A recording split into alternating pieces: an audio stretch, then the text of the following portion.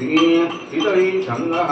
श्रीगुणोदेवतां पृथिवी बीजमाकाशचन्द्रिकाय नारायणाग्ने निजः ओं दक्षिणे गुरुवे नमः वामे परापर गुरुवे नमः ऊर्ध्वे परमेष्टि गुरुवे नमः मुखे ब्राह्मणाय नमः मध्ये कमलासनाय नमः आबाहुताग्रे सच्चिदाय नमः ओं अंगुष्ठावनम हृदय नमः कंकर्दनाथश्री स्वाहा मंगध्याय शिखाभूषण अहरामितां कवचां अंगुष्ठायां नेत्रोत्रानमत्राक्रम आवाहनं स्थापनं सन्निधानं सदुद्बोधनं सबलिकरणम् अवमुण्डनाधिषेदनं दशमुद्राधिदेवताय आवाहनीर्विनीतो